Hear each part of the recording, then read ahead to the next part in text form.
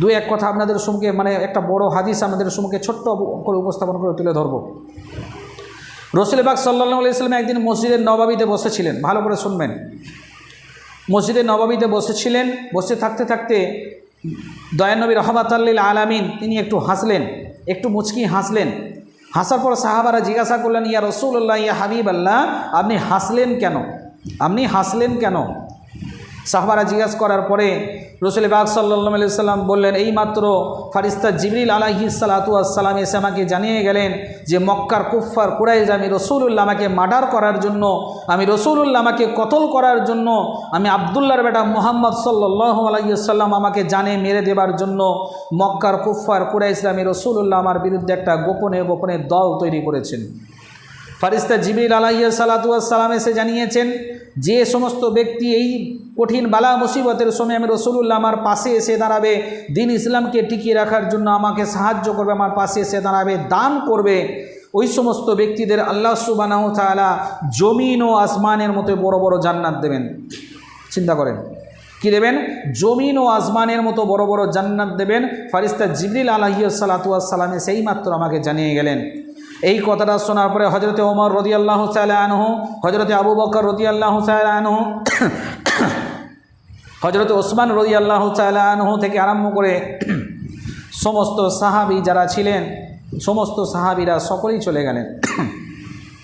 যে যার বাড়িতে চলে গেলেন, চলে গিয়ে যে যেমনভাবে পারলেন সামর্থ্য হিসেবে যার যেমন সামর্থ্য ছিল, কেউ বা নিজের পুরলি সামগ্রী থেকে বা বাড়িতে যে যেমনভাবে সামর্থ্য ছিল সমস্ত দান সামগ্রী, টাকা পয়সা থেকে ঘটি বাটি আরও অন্যান্য দান সামগ্রী নিয়ে এসে রাসূল পাক সাল্লাল্লাহু আলাইহি সাল্লামের কাছে রাখতে লাগলেন এবং রাসূল পাক সাল্লাল্লাহু আলাইহি সাল্লাম অত্যন্ত খুশি হতে লাগলেন। হযরতে আবু বকর সিদ্দিক রাদিয়াল্লাহু তাআলা আনহু, যাকে আমরা প্রথম খলিফা বলে জানি, সেই হযরতে আবু বকর সিদ্দিক রাদিয়াল্লাহু তাআলা আনহু তিনি তেনার বাড়িতে যা কিছু ছিল পেরেছেন একটা পুডলির মধ্যে সব কিছুকে নিয়ে মাথায় তিনি সেটাকে নিয়ে আসতে লাগলেন বোঝাই করে।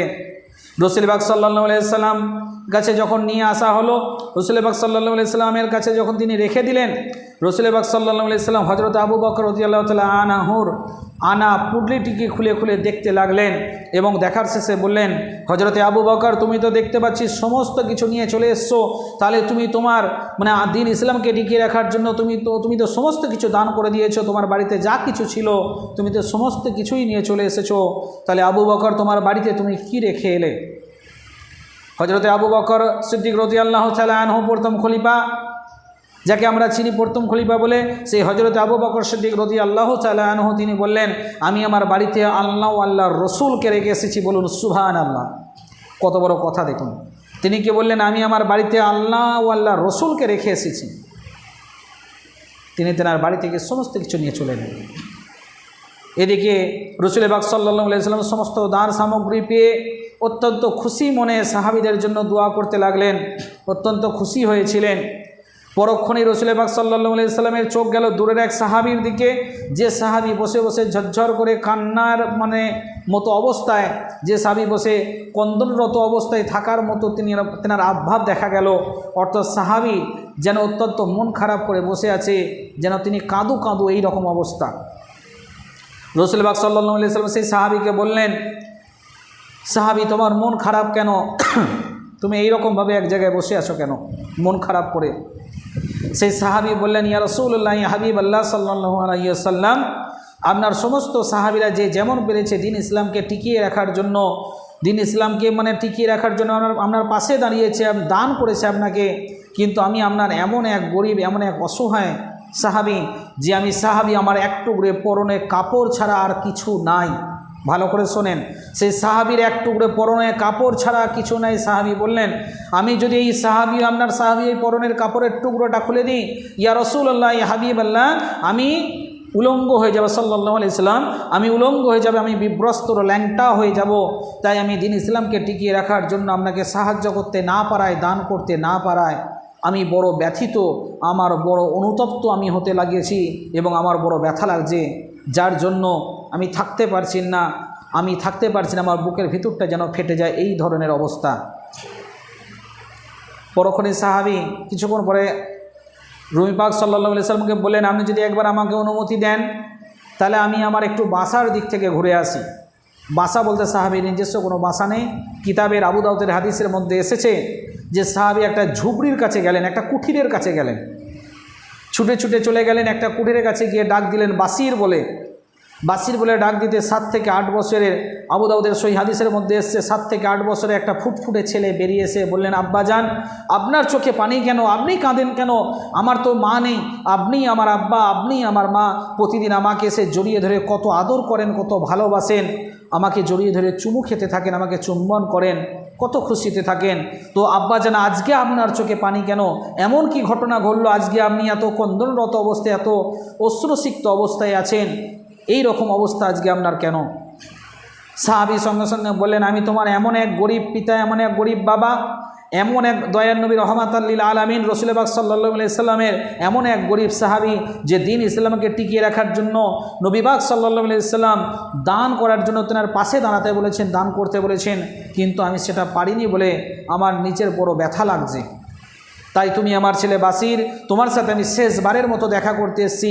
আমি নিজে ঠিক করেছি আমি যুদ্ধের ময়দানে গিয়ে কাফেরদের বিরুদ্ধে আমি ইসলামকে টিকিয়ে রাখার জন্য লড়াই করব। অর্থাৎ আমি যুদ্ধের ময়দানে যেহেতু আমি যাব, তোমার জন্য বাপ ছেলের যে একটা হকের বিষয় রয়েছে, না জানি তোমার সাথে আমার সাথে শেষবারের মতো দেখা করতে এসেছি, এটাও হতে পারে, না জানি তোমার সাথে আমার সাথে আর দেখা হবে কি না। তো যুদ্ধে গিয়ে যদি আমি শহীদ হয়ে যাই, তোমার সাথে হয়তো আমার দেখা হবে না, তাই শেষবারের মতো তোমার সাথে আমি দেখা করতে এসেছি। আর যুদ্ধে গিয়ে যদি গাজী হয়ে যাই, হয়তো বা দেখা হতে পারে, তাই তুমি আমার ছেলে বাসির সেই হক আদায় করার জন্য আমি শেষবারের মতো তোমার সাথে দেখা করতে এসেছি। যদি আপনার ঘরের ছেলে হতো কি বলতো? বলতো, থাক আব্বাজান, অত দরদ দেখাতে হবে না। লুঙ্গির কোঁচরটা টেনে ধরে বলতো, থাক আব্বাজান আপনি যাবেন না, হাউমাউ করে কাঁদতো। আর আপনি সেই ছেলের মুখের দিকে তাকিয়ে আপনি আল্লাহর রাস্তায় নিজে অগ্রসর হওয়া থেকে বিরত থাকতেন। যেটা আজকে আমাদের অনেকের বিবি, বউ, বাচ্চা থেকে আরম্ভ করে পিতা মাতা, দুনিয়ার মোহ আমাদেরকে আল্লাহর রাস্তা থেকে আটকে রাখে, বিরত রেখে দেয়। যদি আপনার আবার অন্য ব্যক্তির বিবিরা হতো কি বলতো? বলতো, অত ইসলামের দরদ দেখানোর দরকার কি? আপনি শুধু রয়েছেন মুসলমান, দুনিয়াতে আর কেউ মুসলমান নেই। অত ইসলাম দরদি দেখাতে হবে না, অত সুফি সাহেব আপনাকে সাজতে হবে না, অত হুজুর সাজতে হবে না, অত ইমানদার সাজতে হবে না, এই রকম কথা বলতো আপনাকে। কিন্তু সেই সাহাবী ছেলে কি বললো জানেন? সেই সাহাবী ছেলে বললেন, আব্বাজান আপনি আর দেরি করবেন না, যেহেতু আপনি রাসূল পাক সাল্লাল্লাহু আলাইহি সাল্লামের কাছ থেকে এসেছেন, হয়তো তিনি আপনার অপেক্ষায় থাকবেন, বিয়াদবি হয়ে যাবে খুব দেরি হয়ে গেলে, অতএব আপনি আব্বাজান আর দেরি করবেন না। সাহাবী সঙ্গে সঙ্গে তার ছেলের সাথে কথা বলা শেষ করার পরে মদিনা থেকে মুনাওয়ারা ছুট দিয়ে বললেন, ইয়া লাব্বাইকা ইয়া রাসূলুল্লাহ ইয়া হাবিবাল্লাহ, ইয়া রাসূলুল্লাহ ইয়া হাবিবাল্লাহ, আমি ইসলামকে টিকিয়ে রাখার জন্য দান করতে চাই, আমি ইসলামকে টিকিয়ে রাখার জন্য আপনার পাশে দাঁড়াতে চাই। তখন সাহাবীর মুখের দিকে তাকিয়ে দয়ার নবী রহমাতাল লিল আলামিন তিনি বললেন, সাহাবী তুমি কি দেবে? সাহাবী তুমি কি দেবে? সাহাবী বললেন, ইয়া রাসূলুল্লাহ ইয়া হাবিবাল্লাহ, আমি সাহাবী, আমার তো তেমন কিছুই নাই, আমার বাসস্থান নেই, আমার জমি জায়গা নেই, আমার বাড়ি ঘর দুয়ার নেই, এমনকি তার সাথে সাথে আমি সাহাবী, আমার এক টুকরো পরনে কাপড় ছাড়া আর কিছু নাই, যে কাপড়ের টুকরোটা আমি খুলে দিলে ইয়া রাসূলুল্লাহ ইয়া হাবিবাল্লাহ আমি উলঙ্গ ল্যাংটা হয়ে যাব। তাই আমি দিন ইসলামকে টিকিয়ে রাখার জন্য আমি আপনার সাহাবী খাতিরে, আমি আপনার সাহাবী হওয়ায় আমি নিজে দিন ইসলামকে টিকিয়ে রাখার জন্য দান করতে চাই। আমি সাহাবী হয়ে ঠিক করলাম, আমি আমার নিজের জীবনটাকে কিছু না দিতে পারলেও আমি আমার নিজের জীবনটাকে আল্লাহ রসুলের খাতাতে লিখিয়ে দিলাম। বলুন সুবহানাল্লাহ। আমার নিজের জীবনটাকে আল্লাহ রসুলের খাতায় দান করে দিলাম। বলুন সুবহানাল্লাহ। দেখুন, সেই সাহাবীর কাছে কিছু নেই, না আছে টাকা পয়সা, না আছে বাড়ি গাড়ি, যদিও তখন গাড়ি ছিল না, না আছে ধন দৌলত, না আছে তার আর্থিক অবস্থা ভালো মজবুত কোনো অর্থনৈতিক অবস্থা, কিন্তু সাহাবীর অন্তরে কি ছিল? ইসলামের প্রতি দরদ, ইসলামের প্রতি মোহাব্বত ভালোবাসা ছিল। যে মোহাব্বত ভালোবাসার কারণে সেই সাহাবী কী করলেন? ইসলামের এই মোহাব্বত ভালোবাসায় আল্লাহর প্রেমে পাগল হয়ে গিয়ে যে নিজের জীবনটাকে আল্লাহর রাস্তায় দান করে দিলেন। বলুন সুবহানাল্লাহ। কিন্তু আজকে আপনাদেরকে জীবন দান করার কথা বলা হয় না। বহু আলেম উলামাগণ আপনাকে বিভিন্ন বক্তব্যের মাধ্যমে বোঝান আপনাদের যে আপনাদের জীবন দান করার কথা বলা হয়নি, শুধু বলা হয় আপনারা সঠিকভাবে ইবাদত করুন এবং ফি সাবিলিল্লাহ আল্লাহর রাস্তায় দান করুন। সেই সমস্ত সঠিক খাতগুলোতে আপনারা দান করুন এবং যে দানের মাধ্যমে দিন ইসলামের উপকার ঘটবে। কিন্তু ধরুন একটা গায়ের কম থেকে কোনো একজন ব্যক্তি সনাতন ধর্ম থেকে ইসলাম ধর্ম গ্রহণ করেছেন, যেমন আমি একজন সনাতন ধর্ম থেকে ইসলাম ধর্ম গ্রহণ করেছি, আপনাদের সম্মুখে বক্তব্য রাখছি। সনাতন ধর্ম থেকে ইসলাম ধর্ম গ্রহণ করাই দেখা গেল তার কেউ নেই, তার জমি জায়গা সহায় সম্পত্তি বলতে কিছু নেই। যেমন আমি একটা মুসলিম সনাতন ধর্ম থেকে ইসলাম ধর্ম গ্রহণ করেছি, আমারও কেউ নেই, সহায় সম্পত্তি বলতে কিছু নেই। যারা এই ধরনের ব্যক্তি যারা আপনাদের কাছে সাহায্যের জন্য আবেদন করছে, আপনারা তাদেরকে কখনোই ফিরাতে পারেন না, কেন মুসলিমের একটা হক আছে আপনারা জানেন। ইসলাম জগতে আসার পর যদি সাহাবীদের কথা, তৎকালীন সময়ের কথা উল্লেখ করা হয়, দেখবেন এমনও বহু সাহাবী, বহু ঘটনা, বহু কিছু হাদিসের মধ্যে পাওয়া যায় যে যারা অন্য কোনো ধর্ম থেকে ইসলাম ধর্ম গ্রহণ করতেন, ইহুদি থেকে যখন কলেমা পড়ে মুসলমান হতেন, তখন সাহাবীরা তাকে লুপে নেবার জন্য চেষ্টা করতেন, থাকতেন হাঁ করে তাকিয়ে যে কে কখন অন্য ইহুদি থেকে ইসলাম ধর্মে দীক্ষিত হবে, ইসলাম ধর্ম গ্রহণ করে মুসলমান হবে, তার দেখভাল, তার দায়িত্ব ব্যবস্থা গ্রহণ করব। আজকে অনেকেই তা থেকে বিরত থাকি আমরা। কিন্তু এদিকে আমরা মুখে কি বলছি, দিনের দাওয়াত দিচ্ছি, কলেমার দাওয়াত দিচ্ছি, ইসলাম প্রচার করছি, ইসলামের দাওয়াত দিচ্ছি, কিন্তু কিসের দাওয়াত? যারা ইসলামে এসেছে তাদেরকেই তো আপনারা সঠিকভাবে, অনেকে আছেন সঠিকভাবে তাদেরকে তাদের হকটুকু দিতে চান না। তাদের হকটুকু যদি তাদেরকে ঠিকভাবে পৌঁছে দিতেন, তাহলে তাদেরকে আপনাদের কাছে কিন্তু যেতে হতো না, তাদেরকে কখনোই আপনাদের কাছে যেতে হতো না ভাই। বা তাদের হকটা তারা যখন আপনাদের কাছ থেকে গিয়ে নিতে যায়, তখনও তাদেরকে আপনারা অন্যরকমভাবে ইনসাল্ট করার চেষ্টা করেন। সনাতন ধর্ম থেকে বা অন্য কোনো ধর্ম থেকে ইসলাম ধর্মে যারা এসেছে, তাদেরকে যদি আপনারা, যারা মাদ্রাসায় পড়ছে তাদেরকে যদি আপনারা দান করেন, এই দানের মাধ্যমে আপনারা সৎ গায়ে জারিয়া নেকি পাবেন। যে ব্যক্তিরা মাদ্রাসায় পড়াশোনা করছে, উচ্চশিক্ষিত আলেম হওয়ার জন্য, আপনারা দিনী আলেম হওয়ার জন্য বহু চেষ্টায় রত অবস্থায় আছেন। শুধু এই নয় যে মাদ্রাসায় পড়ে ফারাগাত হয়ে গেল, 8 বছর পড়লো ফারাগাত হয়ে গেল, বুখারী মুসলিম পড়ে নিল হয়ে গেল, তা নয়। আরও উচ্চশিক্ষিত হওয়ার জন্য যখন পড়াশোনা সে অর্জন করছে, জ্ঞান অর্জন করার পথে রত আছে, কোনো মুসলিম বা অন্য কোনো ব্যক্তি, কোনো মুসলমান ভাই হোক না কেন, তখন যদি তারা আপনার কাছে সাহায্যের জন্য যায়, অবশ্যই তাদেরকে আপনারা সাহায্য করা উচিত। কেন সে সমস্ত কিছু ছেড়ে ইসলামে এসেছে। এখন মুসলমান সমাজ তথা মুসলমান সমাজের মানুষ আপনারাই হলেন তার গার্জেন, আর আপনারা যদি তাদেরকে ফিরিয়ে দেন তাহলে আপনার কি হবে? তাহলে তার মনটা কেমন লাগবে? আপনি নিজেই একটু ভেবে দেখুন। কুরআন মাজিদের ভিতরে আল্লাহ সুবহানাহু ওয়া তাআলা বললেন, ও মাসা ইলা ফালা তানহার, তোমাদের দরবারে কেউ যখন যায়, সাহিল আবদার আবেদন করে, সে যেই হোক না কেন, মুসলিম, এতিম, মিসকিন, মসজিদ, মাদ্রাসা, যেখান থেকেই যাক না কেন, তোমরা তাদেরকে নিরাশ করে কিন্তু ফিরিয়ে দিও না। এটা আল্লাহর হুকুম, আল্লাহর আদেশ, এবং এটা মানা ফরজে আইন আমাদের প্রত্যেকের জন্য।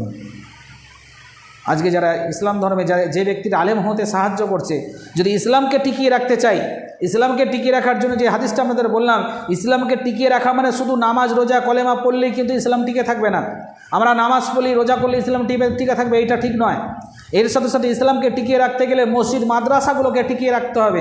ইসলামকে টিকিয়ে রাখতে গেলে অবশ্যই যারা আলেম হচ্ছে, আলেম হওয়ার জন্য